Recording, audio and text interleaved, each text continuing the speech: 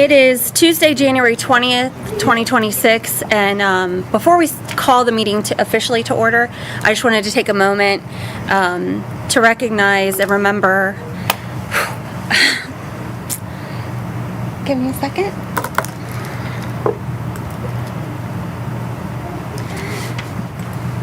Shoot, sorry. Louis Maine. He served the city formally for more than 20 years. But if you know him, you know he never stopped serving, really until his last days. He continued to provide great insight and advice to all of us, even in his last days. And I'd like to just take a moment of silence, if everyone would join me, to honor him.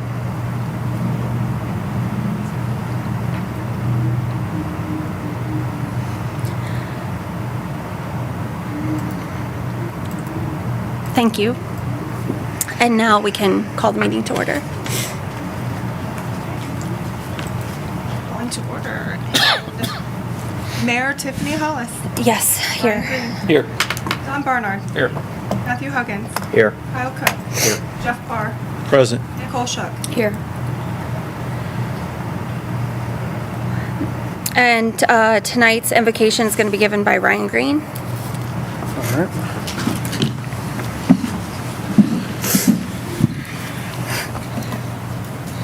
Heavenly Father, grant wisdom to our city leaders and council members as we deliberate tonight.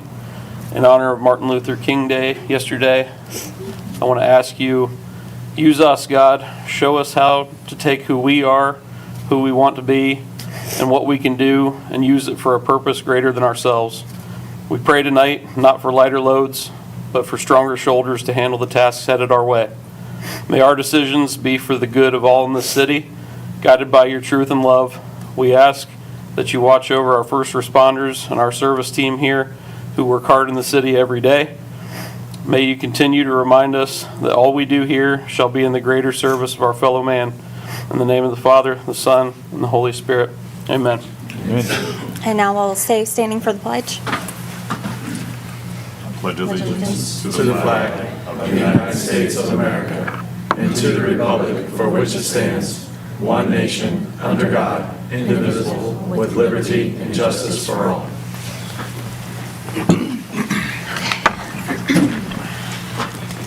Hollis. Yes.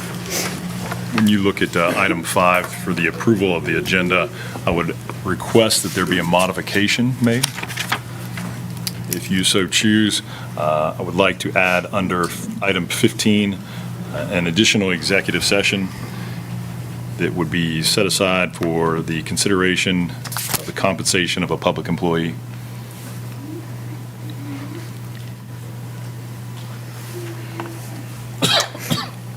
And all other items would follow underneath of that.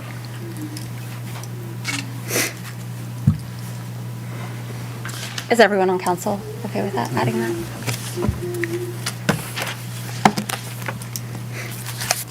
Okay, so we'll move to approval of the agenda with the addition of the executive session.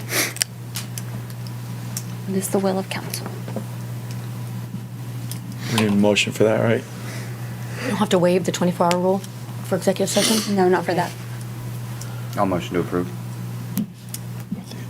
With the addition. I'll second. Are all in favor? Yes. Aye. No one opposed?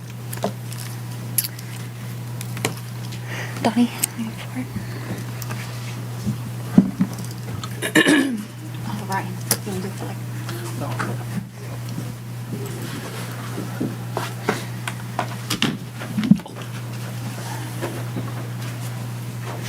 So we are continuing with our proclamations for former mayors, and it is Donnie's turn. I'm just going to read this. Proclamation honoring the former mayor for distinguished service to the city of Johnstown, Ohio. Whereas beginning in 1813, when the city village then of Johnstown was established, whether elected as mayor or appointed as mayor, many citizens gave the best of themselves to bring fruition their vision for Johnstown to grow and prosper as a community. And whereas former Mayor Donnie Donnie Barnard served the city of Johnstown as mayor from November 1st, 2022 through 2025. And whereas our former mayor Barnard served the city of Johnstown with distinguished and outstanding service to its citizens. And whereas former mayor Barnard's service to the city includes many worthwhile and lasting accomplishments, too numerous to name individually. And whereas former mayor Barnard's outstanding service to the city of Johnstown reflects well upon him and the community that he led for so many years. And whereas Mayor Donald Barnard is hereby honored for his dedication, time, and effort, along with leadership and dedicated service to the citizens of the city of Johnstown, Ohio. And now therefore be it proclaimed that I, Mayor Tiffany Hollis, on behalf of Johnstown City Council, call upon our citizens to celebrate the dedication and commitment of former Mayor Donald Barnard and all that he gave to our community and for what we have today. Thank you for your incredible service.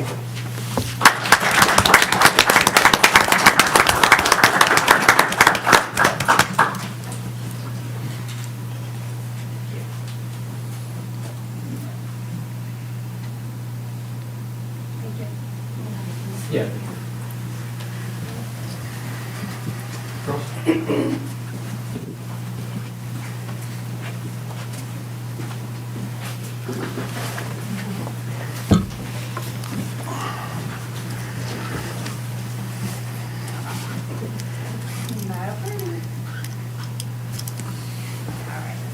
Great.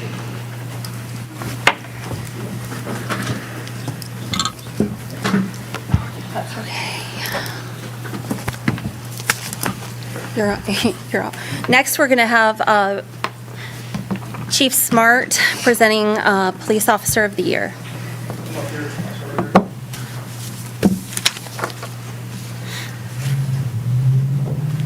So Officer Hargraves has been with our police department for 4 years. And tonight we're recognizing him for Officer of the Year. And in recognition of your superior excellence in serving and protecting the community of Johnstown, Ohio, your outstanding contributions to the department through your consistent dedication to the profession, as demonstrated by your peers who see you as the model of what an officer should be, reflect the highest standards of service. Your active engagement within the community, strong work ethic, knowledge, and unwavering reliability make you a trusted partner on every call. Your willingness to help, your support for co-workers, your positive attitude, and your excellence as a field trainer further exemplify your commitment to this department and those you serve. So congratulations on 2025 Officer of the Year.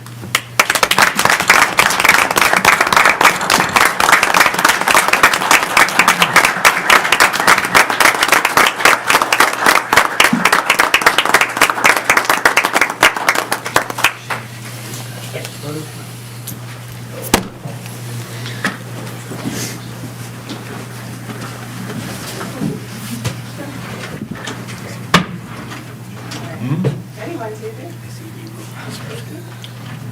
You want to roll with Mayor or anything else? Anybody else? I do. Mayor, would you like? Yeah.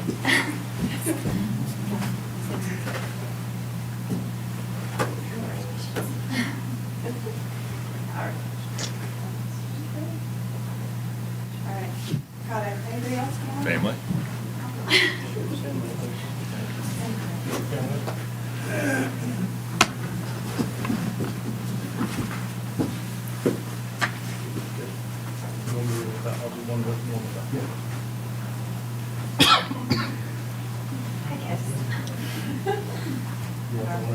We'll go left to right. It's like Perfect. It was good. All right, I'll get it. It's on. It's on. Good smiles. All right. Thank you. Congratulations.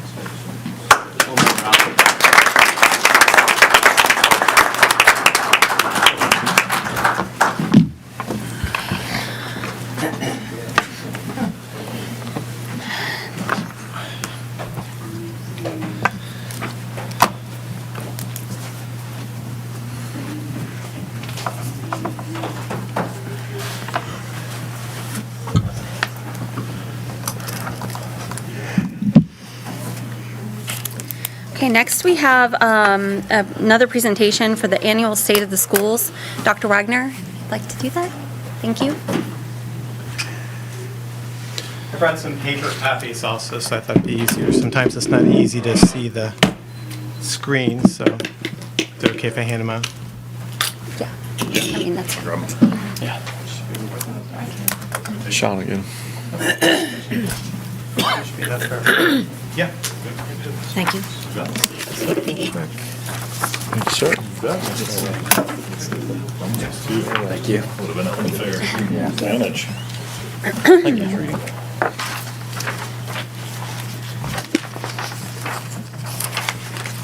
Thanks, sir.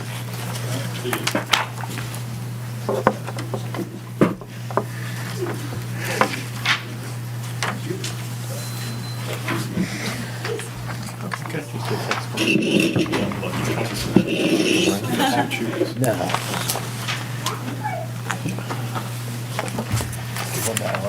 Ready? Alan, you want one? Yeah. Sure. All right. Well, thank you for letting me present today. Appreciate it.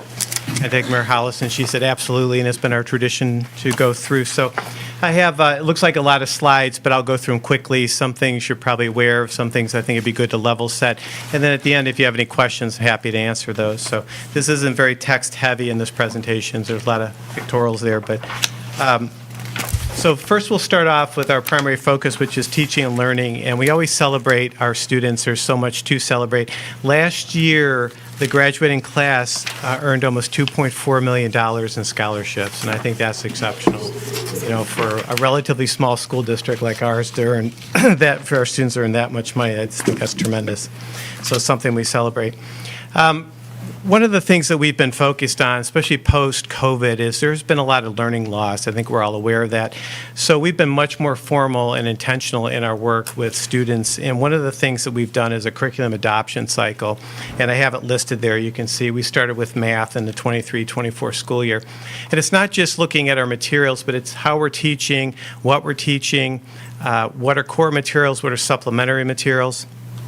And a lot of times, like when we change materials, it requires professional development, a lot of some different assessments and all too. So that's one of the things we're focused on, we're proud of as a school. So, you know, again, 23-24 school year, we started with math.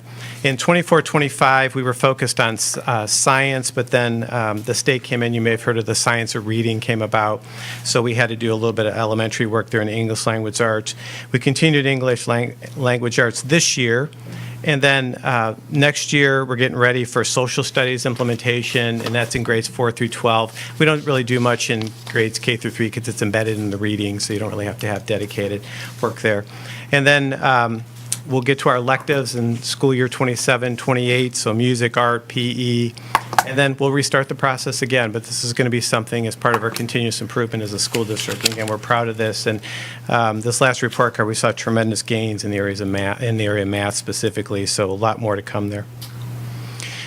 In our school district, one of the things that we focus on, we remind people, is what we call the 3 E's. And a lot of school districts do this, so it's nothing really that unique. But I think it's good to have a focus. So we're focused on really what are our students supposed to do after high school. So it really breaks down into 3 areas. It's either employment, some form of enlistment, or enrollment. For us, the enlistment and enrollment is a little easier to manage. Enlistment, if someone wants to go into the military, if they have an interest, we can bring recruiters in. We have days for that. It's not a large population or part of our population, but it's some. From an enrollment standpoint, if students going to go to culinary arts school, 2-year college, 4-year college, we can also bring in, you know, the appropriate recruiters there or the appropriate admissions people, and we can, you know, obviously make a good connection there, and we do that. The employment is something we've been really focused on a lot. You know, years ago, and I was as much as the next person thinking, you know, 98% of the students needed to go to college. And I think if you look at what the educational environment looks like now, is that is shifting a bit, and you see more of a shift to more of a broadening. So it's not just going to be going to college, but what are you going to be focused on? Is it a major that's marketable? And, you know, what's your career path? So we spend a lot of time with students on that. So From that employment standpoint, though, there's some things we're doing, and I'll highlight, you might be aware, but there's some things in our high school that we're focused on. We've actually become a satellite for CTEC, which we're quite proud of that, and I'll talk about that in a minute, too. So we're trying to continue with that employment and grow that, so students want to go right into the workforce. They're very well prepared. The electrical trades program, this is our second year with that program. That's, some of you may have heard me tell this story before or share it, but I got a call from the then CTEC superintendent, and she said, we have 11 of your rising juniors, or rising sophomores, she said, going into your junior year, and they're interested in electrical trades. I said, that's great. And she said, it's not great, we don't have enough room. And I said, what will happen with that? And she said, we'll probably accept 5 or 6 students. And I said, what happens to the rest of the students? The other 5. And she said, well, we'll give them their second choice, or maybe they won't. They'll just have to stay in your high school. So I thought about it. I called her a week later, and I said, I have an idea. And talked to the Board of Education, and that has really helped to build our program. So now we have an electrical trades program. Second year we've had this in the schools. Students are highly sought after. Every student, if they wanted to work this past summer going from their junior, senior year, were employed. The amount of money they were paid was very, very impressive, especially for high school students. And we met with the students. We're big on financial literacy because I want to make sure that you're just not, we're immersing them in so much money. What are you going to do with that? So we've been focusing on those students. And I will tell you, their job prospects, they're some of whom are already signed already. So when they graduate in May, they have jobs.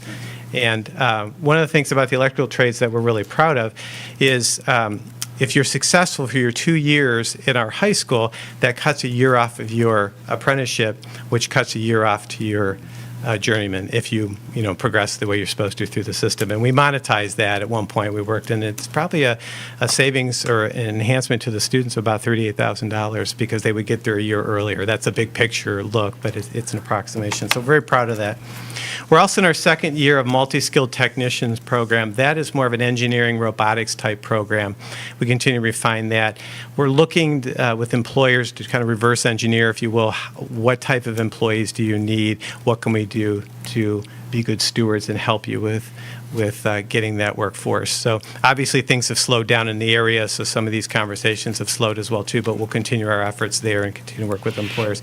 This program also, though, is doing well. Not quite as robust as the electrical trades, but it's in its second year now, and then we'll look to our third year with that. A new program for us this year, we diversified a bit, and now we went into health science pathways. So you saw the addition on the high school, and one of the classrooms that we have there is the health sciences pathway. We launched that program this year as our certified nursing assistant program. So students who graduate, or they don't have to graduate, but students who are seniors this year will graduate with an endorsement, can go out into the workforce as certified nursing assistants. Again, have to be successful, but so far we have 8 students in that program right now, and I think we have 44 students in the feeder class coming up. So we're going to have to be selective. I don't know that all 44 will want to take the program, but we're expecting big numbers there. This is a program we're going to look to grow as well, too. We put it under the banner of health sciences. Like I said, we're taking our first step into certified nursing assistant, but we're looking at biomedical in the future. We're looking at pharmacy type of work, could be pre-veterinarian, so we're going to try to explore that once we continue to build our base with the students. So I'm shifting gears to community engagement. One of the things that we're proud of is all 4 of our schools now are recognized by the state of Ohio as Purple Star, and that means that you are recognized as friendly to military families. And as you know, we have a bit of a military history here that we celebrate, and we want to make sure that's moving forward. So all 4 of our schools now have that designation. We're proud of it. I haven't really researched this a lot. I don't think there's a lot of school districts that have all of their schools. So we were honored to get that late last year in the 3 schools.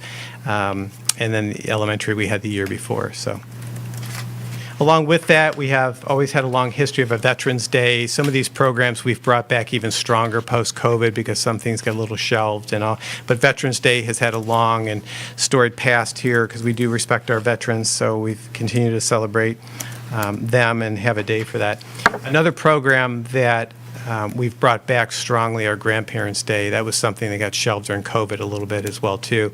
So we're happy that that program's come back very strong. If you ever see those dates, it's difficult to get in and out of the schools, and, you know, that's a good thing. We like celebrating that. Independence Day, obviously strong history here. We appreciate the partnership with the city on that, so we continue to do good work there and will into the future. Our PTO, our parent-teacher organization, this year launched the first time ever This Is Home event, so right around homecoming. We're excited about that. That looks to be kind of interwoven into our community fabric. We're getting ready for our second year in October for that. That was a really nice event, and I'm really proud of our PTO. Years ago, we had really a PTO that was just K-5, and I approached him and I said, what about expanding? And we now have a K-12 PTO, which is somewhat unique. A lot of high schools won't have that, somewhat middle schools, but they've been tremendous partners, and this is one of the outpourings that you'll see from their work. Wanted to remind council, some of you were here, but some of you may not be aware. We've been working strongly with the city, with city council, administration, on how we're moving forward as a school district. And I want to make sure to clarify, we know we're going to grow and we're prepared to grow. You know, sometimes people think that the schools are, you know, trying to stay exactly where they are. It doesn't serve us any advantage to grow, right? But it's not like that does something for the schools, but we need to be responsive to the community, and the board respects that, and we want to do that. So having said that, we do have some limits we've been trying to keep in place. This current school district enrollment right now is just over 1,600 students, and we'd like to keep that capped at about 4,600, and I'll go through that a little bit. If any of you have been in my office, I have a big whiteboard there with some renderings of how we can, you know, grow the district, and you know, we'll do that when we need to.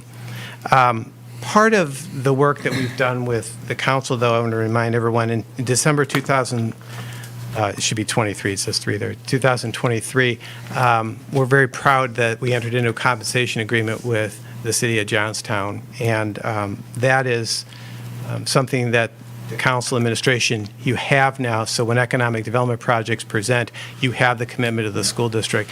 Sometimes I think it's been my experience that work gets done when someone's knocking on the door, and that's not when you do your best work. So we have that agreement, it still stands, something we should probably look at in the future. When we put this agreement together, it's largely modeled off the New Albany Business Park. It's a little bit better, I think, in ours. If you look at the New Albany Park, they have a commitment to the city of Columbus, which takes some of their proceeds. Our model's a little bit better, I would say, for us, and not condemning the New Albany model, but it allows 72.5% of those proceeds to go to the city then, and then you can decide, you know, how you want to disperse those monies, whether it's staffing, infrastructure, you know, water and sewer. So just want to remind everyone, we still have that on the books, and always happy to help with any of those discussions. I mentioned enrollment a little bit before. Our enrollment, as I said, about 1,600 students, just over. We've seen more, it's one of the questions I get a lot now is about, are we growing? We really haven't grown substantially. In fact, in some cases, our enrollment trends have changed. We're much more transient than we used to. We have a lot more students in and out than we've had in recent history. And then what's happened is the demographic has shifted. Our elementary school is much smaller now. Our kindergarten class this year is about 82 students. The year prior was 122, and we've always been around 122. So we've lost about 40 students in the elementary grades. You know, from our feeders, we're looking ahead. You know, this is rough, but it probably in this coming year will be about the same, about 85 students where we see. Interestingly, our high school's up a little bit. We're up somewhere about 27 students in the high school. So it doesn't quite wash out, so we'll see what happens. We're told, because the school district is 52 square miles, that we're told that there's been quite a few homes that have been demolished for economic development projects. Maybe over 100 is what we're told. Again, I don't have any substantiation other than what we've been shared with us. And that obviously impacts the enrollment because we don't have new housing that's going to, you know, increase enough to make an impact on the schools. But we're ready, you know, and we will be ready. As I said before, we have the capacity to grow the district. this slide is hard to see for those. You can see it on your sheet a little better. One of the things that I get asked is, how would we grow? What would that look like? We added the addition on the high school. That opened in August, so that building is done now, and it holds up to 700 students. In order to take us from our current status to about 4,600 students would be a brand-new high school. The current high school, which now, again, it holds 700 students, would become a middle school, and then we have to add an elementary school, and then we could reconfigure the entire district. So we have some different plans on that when the time comes. What we're prepared for is that typically doesn't happen on a linear basis. It's going to depend on what our housing stock looks like as well, too.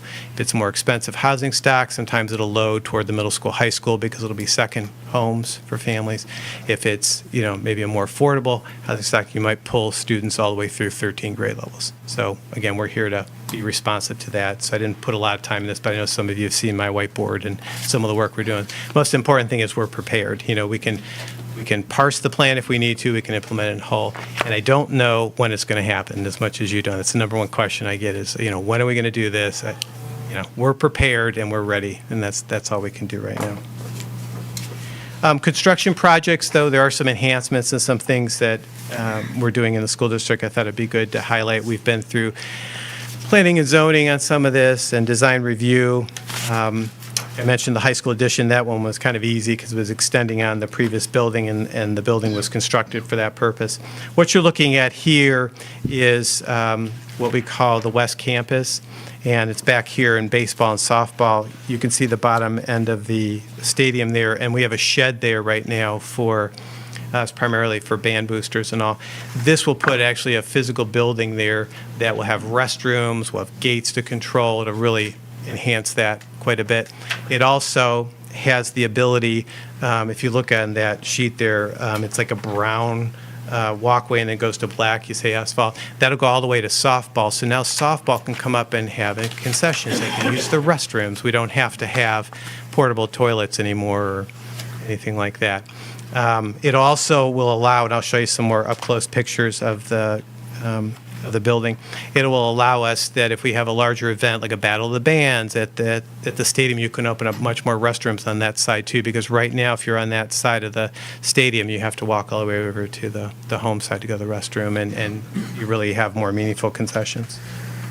This is one view of the building, what it looks like now, so it'll one of the exterior views. And this is one, if you're looking on to the building, you can see a lot of the motif matches what we have in the school district in terms of materials and sight lines and all too, so we're trying to keep it consistent. One of the things I should have highlighted here, sorry. Let me go back here for a second. We try to be sensitive to those who may have some challenges, navigating the environment, especially down there. And if you look on your sheet, I can kind of highlight a little bit here. There's a bump out section that we have. This is a decking walkway that we have before we get to the asphalt. We did that because of the topography there. It's too much to try and build retaining walls, so we just have a decking. We have a bump out area there, so if you had trouble ambulating, you can get right into that decking area there, and you can actually watch the baseball from there too, so it's a nice observation area. So yeah, we're kind of proud of that. Okay, back to my pictures. So again, renderings of the building.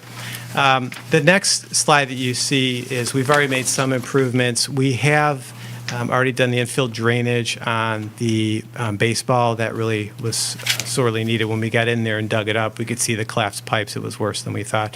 So everything should be well drained there now. We have good perimeter drains, and we have that all organized. So that part is done. And then we have some other projects or aspects of that project.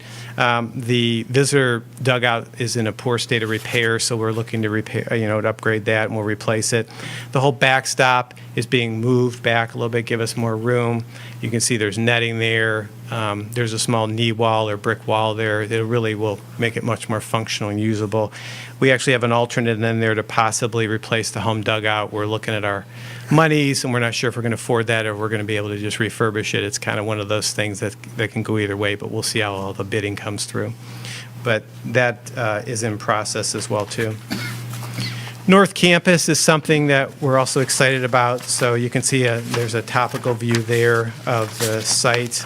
Right now we have a field out there but it's not, it's not in the greatest state of repair, and it's obviously a natural grass field, so it can't be used all times. This will put a turf field onto that site, and it'll be soccer size. I think the next slide, this is a better view of what it looked like from a rendering. The dimensions on this will be at least 220 wide by about 330, but we're thinking maybe 360 feet deep, so we can run football there as well, too. Again, proud of that area because right now we have portable toilets in there. It's not well managed. Some people complain it's become a bit of a dog park, in terms of not being well maintained and all. So we're going to really have some time and energy to put into that. Similar to the West Campus, we have a small concessions building to go in there. Fighting allergies here. Small concessions building to go in there. And it's similar to the other building. It kind of matches the motif. Restrooms available so people don't have to use portable toilets.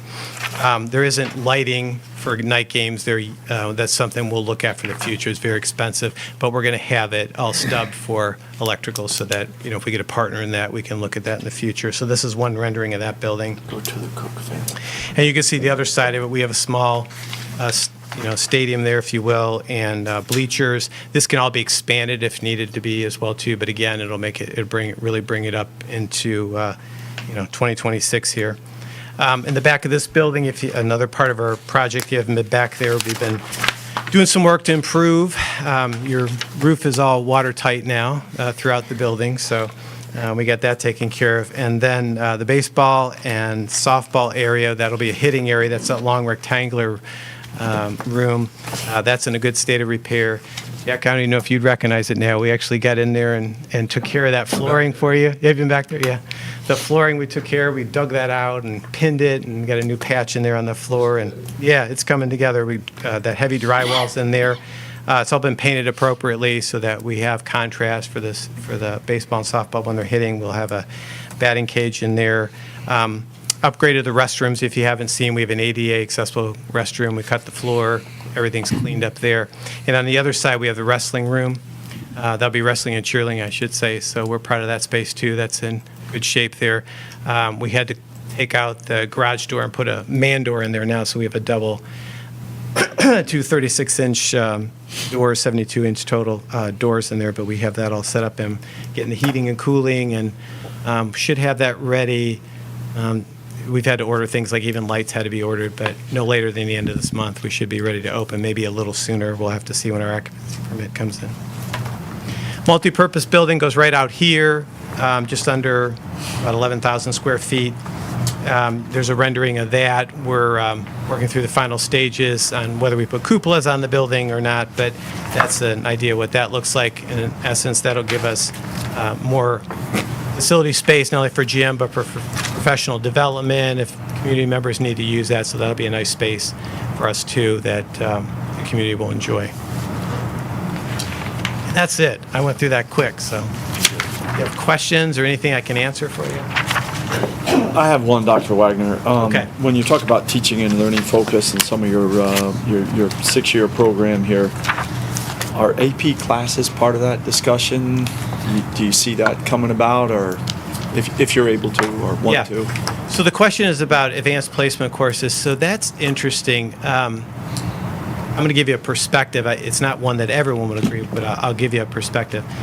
There is no such thing as a national curriculum, but generally, if you have a student who's going to go out of state, typically you want to look at advanced placement courses because the transferability is likely. If you want to go to Texas, Tennessee, wherever, your transferability is likely, so you would look at advanced placement classes.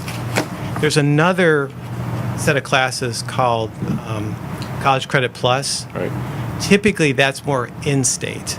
So if you know you have a child or a student that's going to go, Ohio State, OU, Bowling Green, whatever, Columbus State, you typically look for College Credit Plus because the transferability, there's a little technicality in there about if it can transfer, and we can do that work in advance. In order to have, this is an oddity in education, it's a bigger question than you may expect. In K-12 education, you have an education degree, and then you have a focus on that. So if I'm teaching math, I have a K-12 teaching license, and then I have a I have a math focus. If I'm teaching at the collegiate level, I don't have to have an education degree. I typically graduate from a College of Arts and Sciences. I may have be a math major, but I don't really have the education courses for K-12.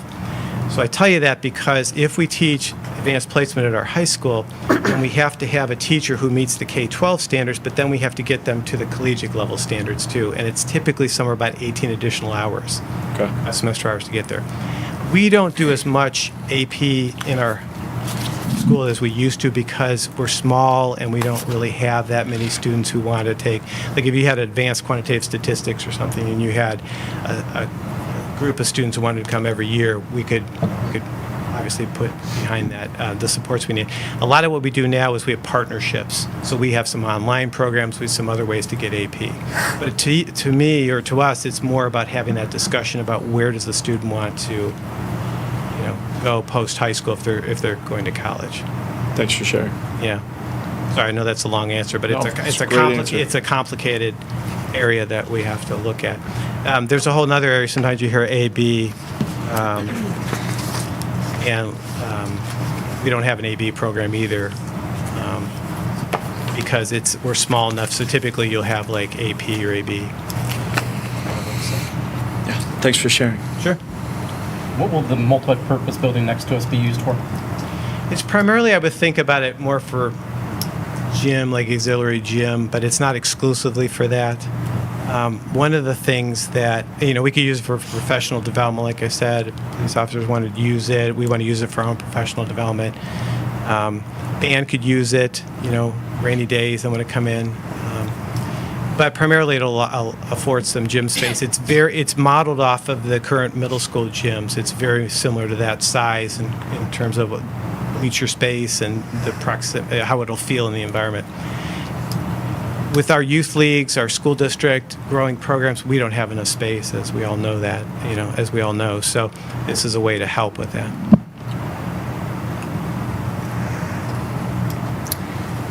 Is there any plan to expand the trades programs with additional trades? Yeah, that's something we're looking at. I think our first expansion would probably be in the health sciences to see if we do more there.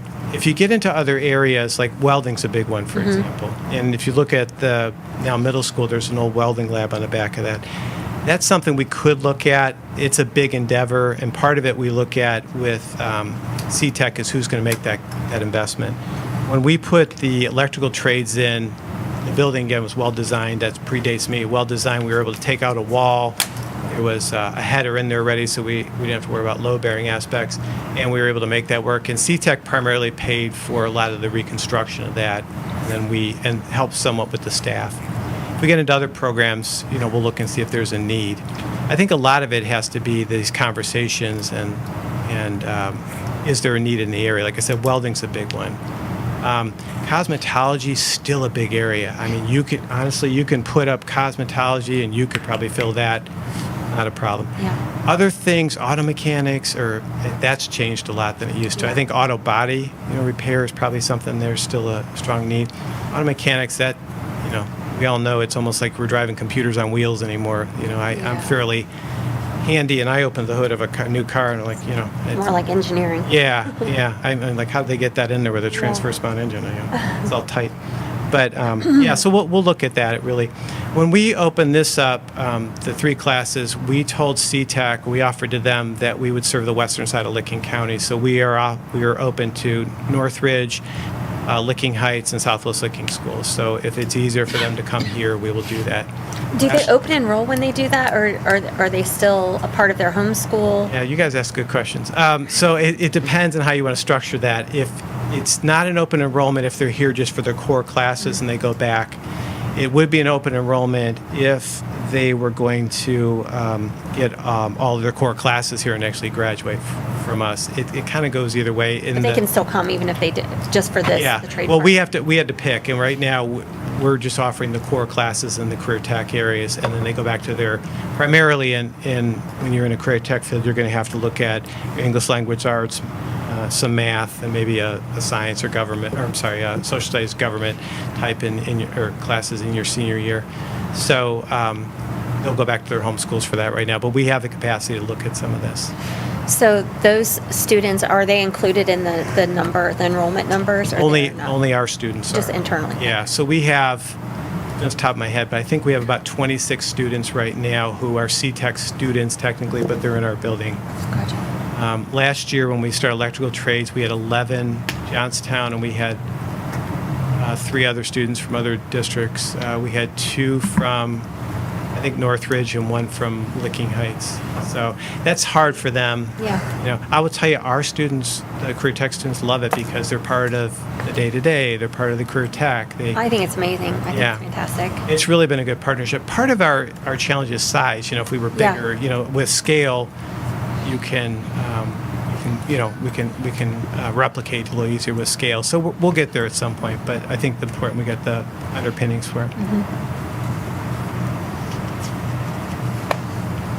Thank you, sir. Anything else I can answer? No, that was good, thank you. Okay. Thank you. We appreciate the partnership again. We, you know, work closely with the team. So the next economic development project comes about, let us know, and we're here to support. And if you need the band, we'll bring the band. You know, whatever you need, because we're partners. But I know the school board is very supportive of that too. So thank you for everything you're doing. Thank you. Thank you, Dr. Wagner. Sure.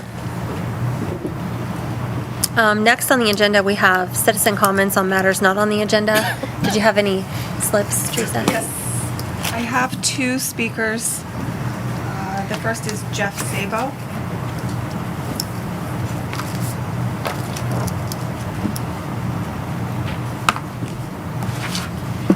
Kyle, Sean, I saw that look you gave when Teresa said my name. Oh, good. Sorry, didn't mean to send you a look. Was it an excited look? No, she looked irritated. I'm Looks like still my trying. mom. Oh, no. I'm still trying to guess how. That was not meant to- So I was looking to see you if it was right. Yes, it was. So I'll keep this short because, like all of you, I'm eager for me to sit back down and shut up. Just wanted to kind of let you guys know what the Legion's done this past year, what we have planned for going forward. I think a lot of the community, and I think even some council people, don't know all of what we do. You know, most people think we do the parades, breakfast, and Memorial Day. But this year alone, we gave back $19,655.75 to the community.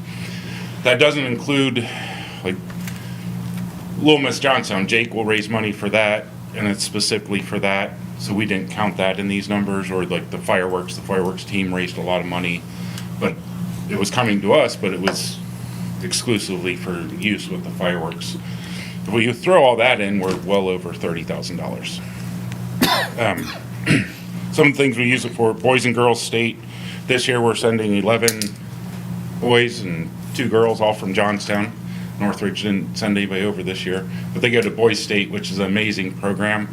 Sean's a graduate of it, and Sean, thank you. Every year Sean sends a student there for us. Usually he has to track us down to get it, to say, hey, take my money. But thank you for doing that. We appreciate it and appreciate everything you do for the city. So that's a great program. Did our Easter egg hunt. I think everybody knows about, a lot of people know about that. We had 3,500 eggs this year. Next year we're probably going to do 5,000 or 4,000. Gift for Kids, we were able to help out approximately 150 local children, and then about the same number in other communities. We actually reached as far as West Virginia. There's a school there that 75% of the kids are displaced because of opioid epidemic. One of the kids, she said she was going to see her brothers. She hasn't seen them since CPS separated the family. She was going to give them Christmas gifts, and she was going to give them their coloring books. So we were able to provide gifts for her to give to her brothers. So it's really a great program, rewarding. So it does a lot for our community, but it also helps other communities as well.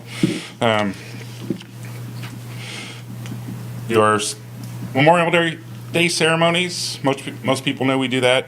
The week leading up to it, we place about 1,500 flags in cemeteries all around our area. Some of them are pretty far out. You have to drive into a private home, ask them if you can park your car there, and then walk about 400 yards through a field over a creek to get to the cemetery that's from the 1900s. It's in there. My time. Then we help with some of the schools and participate in the Veterans Day program. This year at the elementary school, they were doing a fundraiser to send a veteran on honor flight. So I told the principal after that program, I said, let me know how much you raise and we'll match it. So they raised enough to send probably a veteran and a half or one like me, built like me, on the honor flight, which was pretty good. Equipment donations to police and Johnstown Fire Department, Croton Fire Department, we donated some safety equipment to them last year. Some things we want to do, if we can get these lease amendments figured out and move forward with that, do our remodel, we're going to do a STEM program, STEM camp, open to all ages. We've talked to Dr. Wagner about it. We're going to make sure it complements the existing program at Johnstown. Hopefully we can get some new students interested in their program as well. Jeff, can you elaborate on that just a little bit with like the senior citizens part of that? That part Are of you it, gonna- yeah. So the STEM program, the STEM camp would be for students. Then we also are going to do a adult senior focused lab, learning lab or technology lab. So if somebody doesn't know, if they can come in and learn how to use Android phones, all the different things it does. And we're going to hopefully get some students or younger people to help us teach that.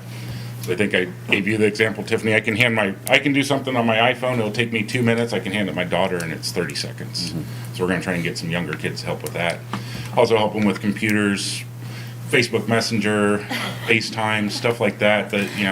My mom uses that to talk to my daughter because she lives in Florida, and it's been great for her to be able to do that. So we want to provide that for the seniors in our community or any adult that needs that. And that'll be an ongoing thing. We'll keep adding stuff, Word, Excel, stuff like that. We're going to have an open computer lab, which goes along with that as well. So my mom was told she had to upload some documents, and she said, "Is that the red envelope at the post office?" And I said, "No, that goes through your computer. You're sending it, basically emailing it to them." So we're going to have an open computer lab once a week where anybody can come in from the community and use our computers. We're acquiring about 25 laptops. We'll have about 10 of them set up for that. So they can come in if they need help filling out doctor's forms, uploading documents, whatever. If there's a 20-year-old that doesn't have a computer or internet and they're applying for jobs, they can come in and spend 2 hours on the computer and do that. So that'll be open to the public as well. We're hoping to bring bingo back. We're working with the mission. That'll help them provide, because right now the mission is all donations from the people who are volunteering to help. So with the bingo, we'll be able to help fund that and then other things. I want to get our scholarships to an acceptable level. They're still at the 1990 level, about $750. This year we were able to do 1,000. I'm hoping to get those to about 2,000 a year for all the students. We want to become an emergency shelter. So for that, we've redesigned our initial remodel, and we've added a bathroom and shower. And then we've worked with John Glenn Airport to acquire some of their leftover beds for emergency use that were left over from COVID. And we're going to have those there. We have to have their generator, and then we'll be able to open up if there's a natural disaster or emergency. What was that, 2005 when we had that ice storm and we were out of power for a week and a half? Yeah, So something like that, we'd be able to help the community out with that. So those are things we're doing. I think everybody's up to date. Any questions? Very cool. Great. I know typically we keep it at 3 minutes, but I thought it was important for everyone to Yeah, hear thank what you you for- have. Yeah, thank you no, for I think that. it's important to hear everything that you guys have going on. It's a lot more than just a Legion Hall. Yeah, thank you. Yeah. And sorry, everybody, for taking so much. Thanks, Jeff. Thanks, Thank Jeff. you. Did you say there's another one? Yeah, I did have one more, Sean Barnes.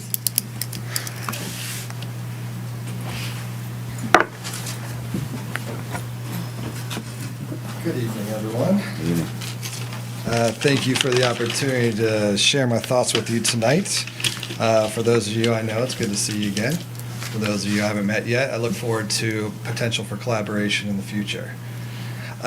So I'll try to keep it quick within the 3 minutes. I actually have a council meeting I need to skip out to here shortly too. So I'll be brief and to the point. If you have any questions for me afterwards, let me know. My lines are always available. So I came tonight to speak about partnership. I'm not here to criticize your decision to exit the coalition, though I do hope you'll reconsider. Instead, I'm here to ask you to remember why our communities came together in the first place and to reflect on the shared values that have guided our work from the beginning. The coalition was formed to protect our communities from overwhelming and unwanted development, from costly and unnecessary infrastructure, and from outside influences that threaten our right to shape our own futures. Most importantly, it was formed to protect our water, Raccoon Creek, and the aquifer we all share, from irreversible environmental harm.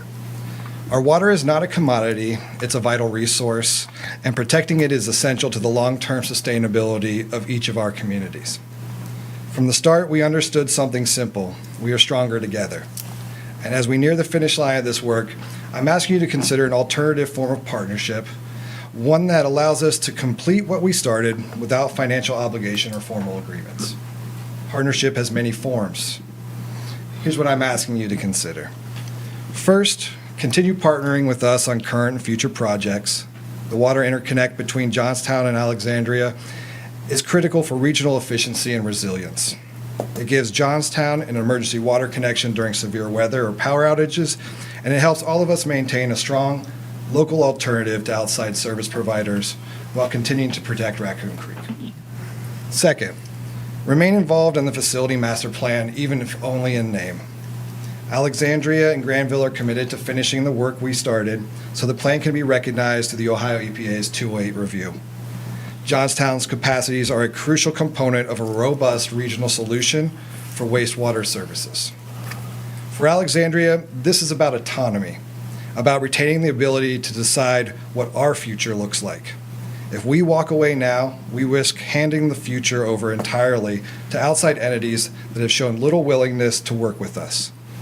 Completing this plan benefits all our communities as we prepare for the changes we know are coming.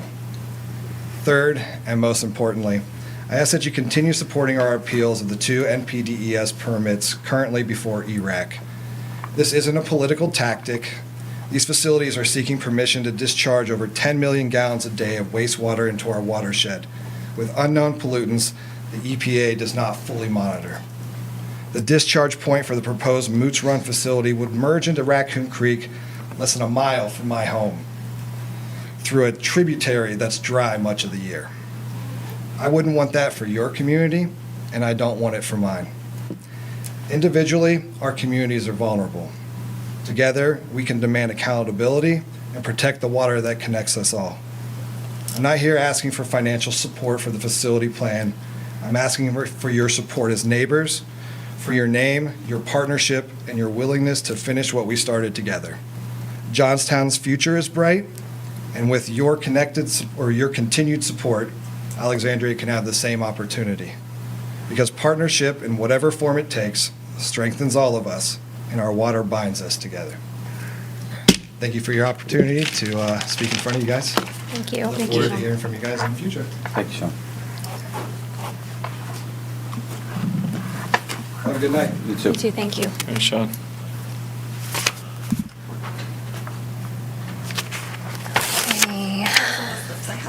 Okay. Next, we have council committee reports. Planning and zoning met on January 13th. Next meeting is January 27th at 6:30 in council chambers. Kyle, do you have a date? Yeah, we actually tabled 2 things. We had light manufacturing, a little bit of discussion on that. We tabled waiting on Mark and city to come together and information. We had the mural that El Rey's put up, or are looking to put up. That was tabled as they didn't show that day. Hopefully they do. I think it'd be a great opportunity for the city to have a cool mural there. And then actually the school came in and talked about the new soccer field, which was pretty exciting stuff. Had great participation from the crowd. And we put Steve Dyer as chair and Mark Zolwinski as vice chair. And welcome Todd McConnell to the group. So. Great. Next is Design Review Board, met January 13th. Next meeting's also January 27th at 5:30. And Heather's here. Do you want to give an update? We saw the new sports fields for, well, actually, we saw the concession stands and the, for this field and the field over on Walnut, Maple? Oregon. Oregon. That one. And approved both of those. I believe those are the two that we saw, and then we also discussed what we will do next for the design review standards. Great. Very cool. Thank you. Appreciate you Thanks, being put Heather. on the spot. Always ready to go. Next, Safety and Service has not met yet. Next meeting's February 3rd at 5 PM. Finance Committee met earlier tonight. Donnie, do you want to give an update on that? There's really nothing to report tonight. We just went over some finances and waiting for some reports from Mr. Delaney here in the next week or so. We also touched on audits as well. Did a small review of the 2021 audit regarding notice of proposed findings. Those have been cleared up. State has 22 and 23 paperwork in their hand in review right now. Is that correct? With our auditors. With our auditors. And then 24, 25 will be turned over together. They do it biannually. I thank you for bringing that up because Mr. Barr and I were speaking, and I think it's good to clear up to the public that while there were a couple findings, they were very, they were nothing major, they were corrected. There are things that are just easily missed as an accountant, and they were corrected, and it's no reflection of our past accounting, so. Anything else? Good. Next is Facilities Committee. They have not met. You guys have not met, right? Not. Friday. Meeting, yeah, the 23rd, 8:30 a.m. in council chambers. Next is the director reports. Rusty, you want to go first? So we ended our year, so the statistics in front of you, we have 2023, 2024, 2025. Kind of give a little bit of education, I guess, on how the statistics are completed. So essentially, if you add officer initiated and dispatch calls, that'll get you the total calls for service. We are down, we're up, we fluctuate over time. I will kind of hit on some of the ones that we are down on. Our dispatch calls, we were down 263. With that came a reduction of our case reports.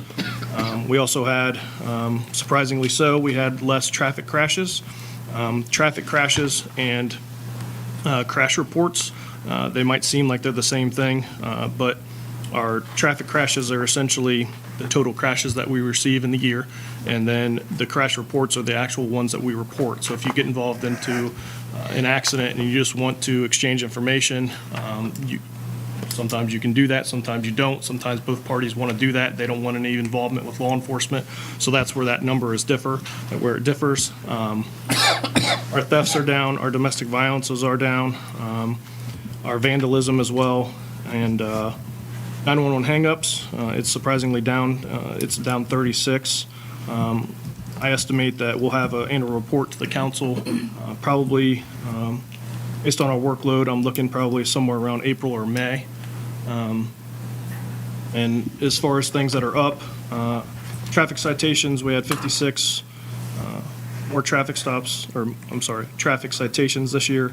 Our parking citations are up as well, and our juvenile complaints are up. That seems to be a lot of what nationwide, or at least in our state, I can advise that we are getting involved with is a lot more juvenile calls for service. Can you give examples of what that would be? Without, It ranges from anything and everything. It's involvement within our schools, it's with involvement with theft of cars, it's and assaults. It's a slew of things. It's not just one category in and of itself. Chief, are most of those with juvenile, are they elevated offenses? Or are they more of on the minor side of things is my question. I would say there's a high percentage of their minor. Okay, thank you. Our trespassings are up, and our other agency assists are up. I will notate that other agency assists, I informed this council, I believe probably 6 to 8 months ago, that with that, we had an increase due to, with our new system. We've had the system probably about 2.5, 3 years now, but we were able to locate that there are many different drop-downs associated with that specific topic, and if you add all of those, and we were able to do that and find that in 2025, so that's where the differing number is. Also with 2024, you will see that business checks is, we were doing, every time that we would do a business check, we were monitoring that and making it a call. We stopped doing that because it was affecting our calls for service. And I don't want to have a high number of calls for service. So if you look in the blue in the top, you have 7,000. I was going to ask. In 2023, we had 3,600. And in 2025, we had about 4,000. That's typically where we fluctuate. But with the addition of those business checks, we were up in the 7,000s. And I don't want the public thinking that we had a dramatic increase of anything, but it's essentially due to our business checks. So we took that out of the system so that we wouldn't have that. So like I said, we'll have a full annual report. It'll be based on staffing and when we can complete that, but I'm hoping sometime in April or May. Thank you. Thank you. Does anyone have any other questions for Chief? Okay. Thank you. Jack, you are not on the agenda. Is that, Yeah, you don't have I'm it? in the first meeting of the month. Okay. And the chief is the second. Do you have anything important to say? We're just surviving the cold. Just living. Just living. Okay. And then we have no tabled legislation, so we'll move on to public hearings of legislation. Ordinance 01-2026, an ordinance to accept an amendment to the official zoning map of the city of Johnstown. This is the second reading of this. Does council have any discussion for this? Kyle, you're on zoning. You have anything from zoning for this? No, I think it's a good move. I mean, it's always been what it is today. I would see it benefiting the city to transition to GCC1. I'd like to Do make, you want to go? we've kind of already discussed it. Yeah, I just didn't, Sean, do you want to give a quick snippet on just highlighting again what it is for anyone that wasn't here last? Sure. So any of the audience members that did not tune in last week, you'll get the abbreviated version of this. So we have a particular parcel that is requesting a zoning change. It is technically under the UR1 zoning. However, if you've driven by the property, characteristics of it are more of a commercial building. For long reference, it used to be the old Napa store, and it has transitioned to office space since then. So what this is a little bit of house cleaning by the applicant as well as the city. And we also had a similar situation about a month and a half ago related to the old KSEP's location, which is about 2 parcels or 3 parcels down from this particular location. And they went through the same process. They were surprisingly zoned UR1. And under our UR1 zoning, it's residential zoning. So whenever an applicant comes in to request a particular use, we go through the residential uses and none of the commercial percolate to the top. So in order to help this be a little bit more uniformed in that area, it will be changed, and the applicant is requesting a GCC1 zoning. And this is also consistent with what the KSEP Service Center had requested, and that will allow a variety of permitted uses consistent with what is in the downtown. Again, this is similar to what would happen about a month and a half ago. That legislation was approved by council, thereby setting some level of precedence. And this one is very similar, of almost not exactly the same. They will still have to follow all the other zoning guidelines that are within the GCC1 district. Doesn't absolve them of that. It just allows for the permitted uses to be expanded. So I probably taken more time than necessary, but hopefully that gives the audience members at home and here a little bit of a recap of the process. It also did go to Planning and Zoning. We've had meetings and hearings there. Was reviewed by our planner. Planner recommended that this be approved. The zoning board recommended that this be approved. It is also consistent with our comprehensive plan. That is a key piece that we always look back to whenever we're evaluating any decision that we do from a planning and zoning perspective. So again, taking up too much time, but hopefully that's helpful information. And we'll open for public comment. Anybody have anything? What is the will of council? I'd like to make a motion to pass ordinance 01-2026 as written. I'll second. Jeff Barr. Approved. Nicole Shook. Yes. Matthew Huggins. Yes. John Barnard. Yes. Ryan Green. Yes. Mayor Hollis. Yes. Kyle Cook. Yes.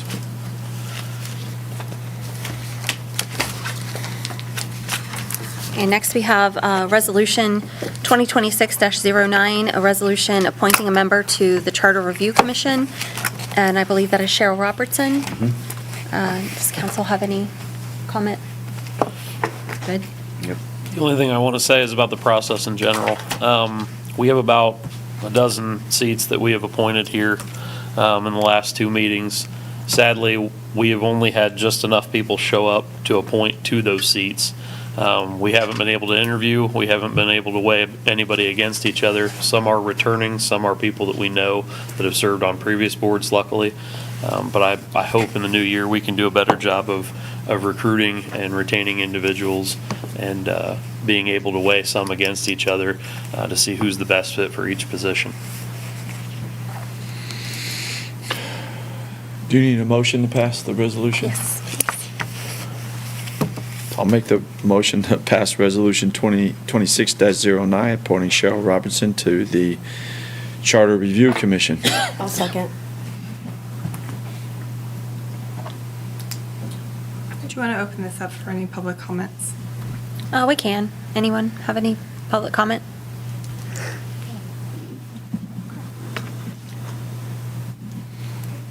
Jeff Barr. Yes. Nicole Shook. Yes. Matthew Huggins. Yes. John Barnard. Yes. Ryan Green. Yes. Mayor Hollis. Yes. Kyle Cook. Yes. Okay. And next, introduction of legislation, new legislation, we have none. And we'll move on to other business, and we'll start with Nicole. Do you have anything? I do. So I just want to have an issue that's related to risk management and kind of constitutional compliance. As more of our official communication happens on social media, it became clear that we lack a formal policy governing how council-run pages are moderated. Actions such as comment removal or blocking can raise First Amendment concerns if not handled consistently and lawfully. I recommend that council ask our law director to help us develop a clear social media policy to protect the city and ensure viewpoint neutrality and avoid unintended legal exposure going forward. There's about 5 case laws out there where people have sued for punitive damages and won for those exact reasons. And I know that I have a council page. I know some others have a council page, and I think it's important that we understand that that is a government official page that is open to public comments. So I think there needs to be some rules and a policy set, even for our own page, our own government page. A lot of municipalities have those, and I think that's important that we get one. Is that something you would want to do, send to Rules Committee? It possibly could. I just, I think it's, honestly, I really think it's something to talk with the law director. Yeah. Because there is a lot of First Amendment issues in there. I think that's something we could take up in the council rules committee and make a recommendation to council. Go through And also include yes with that? Yes, please, Yeah. thank you. Yeah. Who's on that committee now? Just me, Donnie, and Yeah, that's what I was going to ask too. I don't remember We need who. to send out. Yes, it's official page. Rules You can't is block or remove comments. Ryan, It is Matt, First Amendment Donnie. violation. Okay. And it was done to me. yeah, that's something we can meet in the next month and talk about. That'd be great, thanks.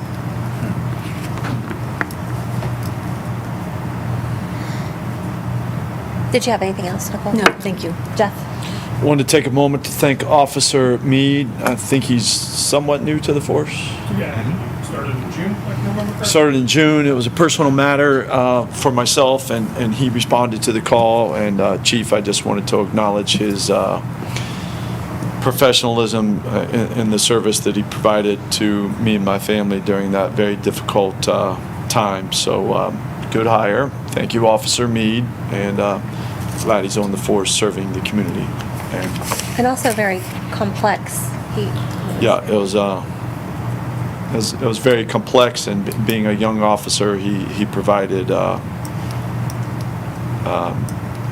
lot of comfort to me personally and to the family. So just wanted to thank Officer Meade publicly. And the chief was involved as well too, not just Officer Meade. So Pat your own back. Thank you both. Thank you both. Anything else, Jeff? That's all. Thank you. Okay, Kyle? No. Nothing? Matt? Good. Good. Donnie? I sent an email out to all of council this week. Thank you, Jeff, for acknowledging it. I'm curious if any council member would like to reconsider the decision that was made 2 weeks ago and the impacts it has on our community.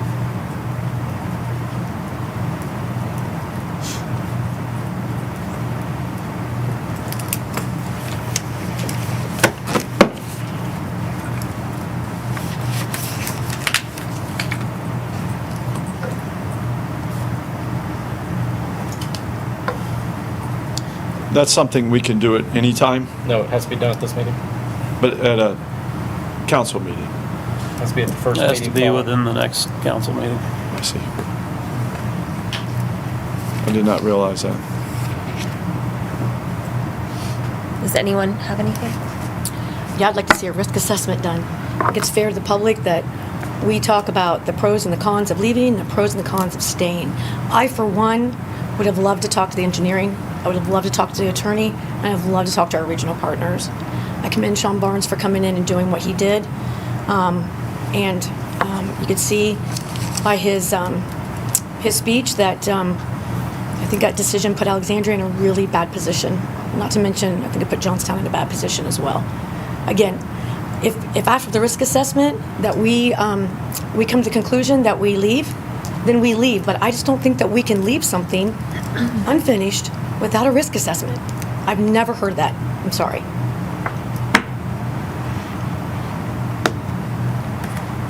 Does anyone on the prevailing side wish to reconsider their vote?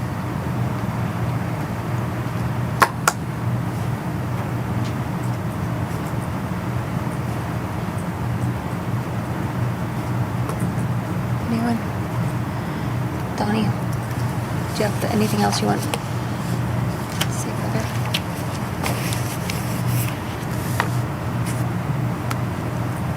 It's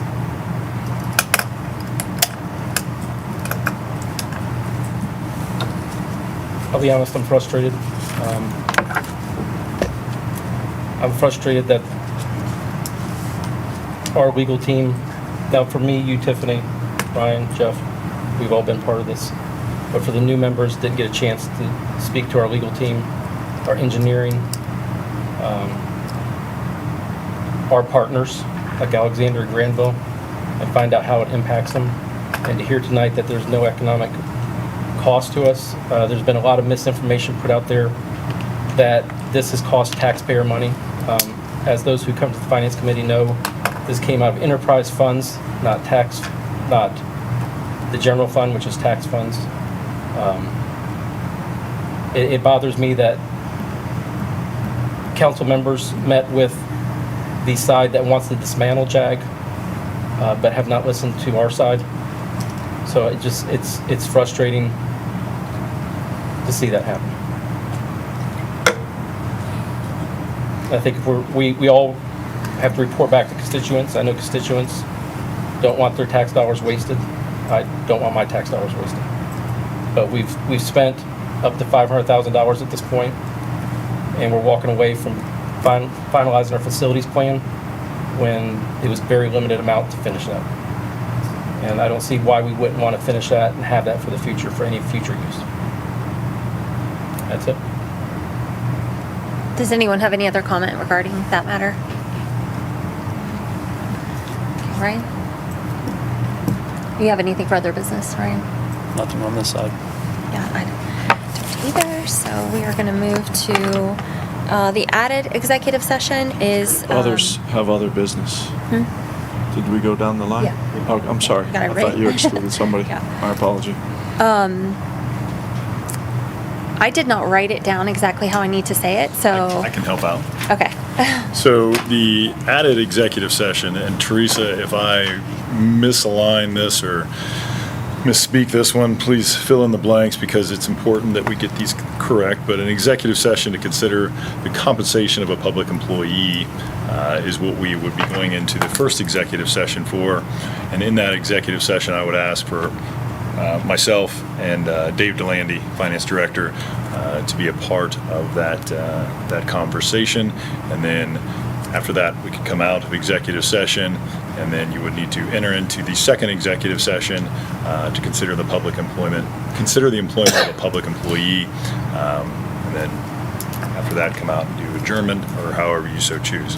So those would be the marching and sequential orders of this. But again, having separate votes for each of those and different participants. I believe law directors, if you would like to have them a party to some of the conversations, we could certainly do that as well. Okay. But I'll stop there. And could you just give clarification on our council rules that allow us to enter into the executive session without having it on The additional the executive additional one? So going from memory, Teresa's going to look I into have it this. right here. I'll buy us a little bit of time. We used to have to do it. I know what it is. I just want to make sure for anybody watching at home. we Yeah, clarify executive that. sessions. Before, I believe, 2-3 months ago, maybe 4, there would have to be a vote by council to waive the 24-hour rule that I believe council put in place. That had been amended to where city manager may request the ability to go into executive session with less than 24 hours. Teresa, have you found it yet? Because I think I've ran out of time. I was thinking I have it too. The agenda is permitted by your rules to be modified to call an executive session to any regular council meeting without the 24-hour notice for matters deemed as emergency by the city manager. And just for clarification, this was a question that a council member brought up to me shortly before the council meeting. So great questions that I think he wanted to identify, but I did not want to have that discussion outside of an executive session piece. So that is what has precipitated the request.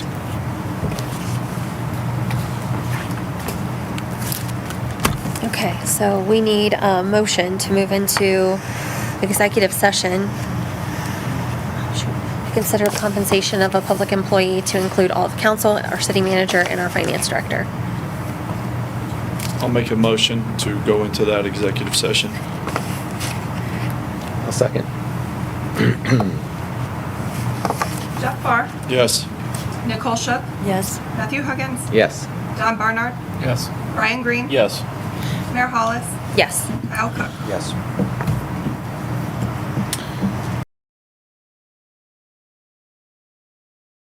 Executive sessions, correct? Correct. No action after either. I don't think so. So a couple options. You all can take a quick recess to allow the public to exit if they so choose. And you can have the executive session in here. Or if there's public that would like to stick around, again, there's no action afterwards for either of these. Certainly do so. Council would then retire to the council committee meeting room over in the administrative offices and then come back after that one. And if there's still participants, we could do that process again with item number 17. Up to you if you want to do it.